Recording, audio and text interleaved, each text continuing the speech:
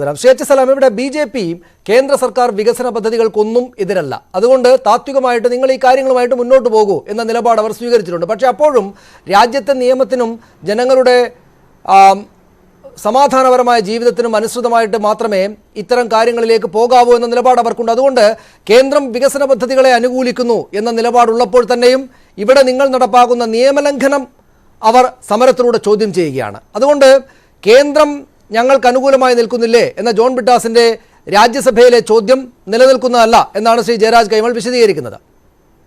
എന്ത് പറയാനുണ്ട്?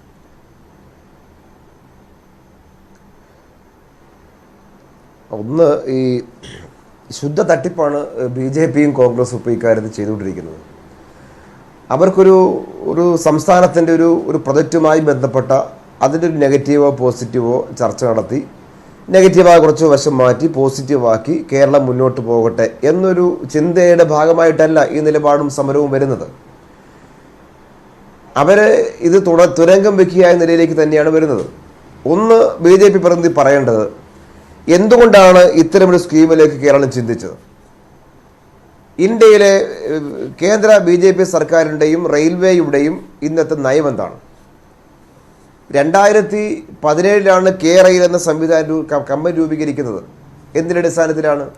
ഒരു സംസ്ഥാനത്തിന് മാത്രം ഒരു കോർപ്പറേഷനാണോ കെ റെയിൽ? നമ്മുടെ സംസ്ഥാനവും റെയിൽവേയും കൂടി ചേർന്നുള്ള ഒരു കോർപ്പറേഷനാണ്. ആ കോർപ്പറേഷൻ എങ്ങനെ 2017 നിലവിൽ വന്നു എന്ന കാര്യത്തിന് ഉത്തരം നിങ്ങൾ പറയണ്ടേ? അത്തരമൊരു ചിന്തയിലേക്കും ഒരു സ്കീമിലേക്കും കേരളം ചിന്തിക്കാൻ കാരണം 2015 ഡിസംബർ 30 കേന്ദ്ര ക്യാബിനറ്റ് തീരുമാനിക്കുന്നു. നരേന്ദ്രമോദി തന്നെ പ്രധാനമന്ത്രി. കേന്ദ്ര ക്യാബിനറ്റ് തീരുമാനിക്കുന്നു, ഇനി മുതൽ എല്ലാ സംസ്ഥാനങ്ങളും റെയിൽവേ പദ്ധതികളുമായി സഹകരിക്കണം. റെയിൽവേ വികസനത്തിൻ്റെ കാര്യത്തിൽ റെയിൽവേക്ക് മാത്രമല്ല ഉത്തരവാദിത്വം, സംസ്ഥാനങ്ങൾ കൂടി അതിൻ്റെ ഭാഗമാകണം എന്നാണ് തീരുമാനിച്ചത്. അതിനു മുമ്പ് ഇന്ത്യ റെയിൽവേ വികസന പദ്ധതിയിൽ സംസ്ഥാനമില്ലല്ലോ. ഏതെങ്കിലും സ്കീം ചിലപ്പോൾ സ്ഥലമെടുത്ത് കൊടുത്ത് ചില സ്കീം ഉണ്ടായേക്കാം. പക്ഷെ ഒരു നയമായി കേന്ദ്ര BJP ഗവൺമെൻറ് പ്രഖ്യാപിച്ചു 2015.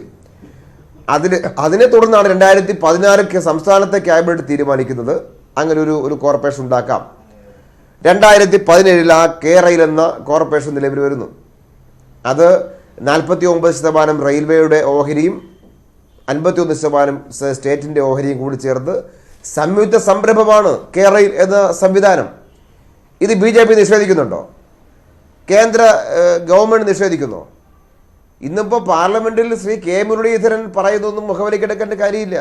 പാർലമെൻറ്റിൽ പറഞ്ഞാലും പച്ചക്കള്ളം പറയാൻ ഒരു പ്രയാസമുള്ളവരല്ല അവരാരും. ഇന്ന് ഇത്തരം കാര്യം ഒരു സംസ്ഥാനത്തെ പദ്ധതി മുന്നോട്ട് വെച്ചാൽ അതിനെ തുരങ്കം വെക്കാൻ ഏറ്റവും മുന്നിൽ നിൽക്കുന്ന ഒരു കേന്ദ്രമന്ത്രി കേരളത്തിന് എന്നതല്ലേ കേരളത്തിൻ്റെ അവസ്ഥ? ഇവിടെ നിന്ന് പോയ UDFൻ്റെ MPമാർ KC വേണുഗോപാലോട് പറഞ്ഞെന്ന് കേട്ടു.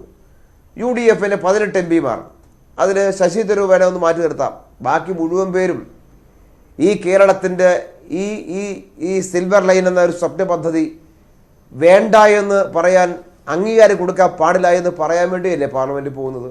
നമ്മൾ ആലോചിച്ച് നോക്ക്. കേരളത്തിൽ ജീവിക്കുന്ന കേന്ദ്രമന്ത്രി കേരളത്തിനെതിരെ, ശരി, കേരളത്തിലെ 18 UDFൻ്റെ MPമാർ ഈ കേരളത്തിനെതിരെ.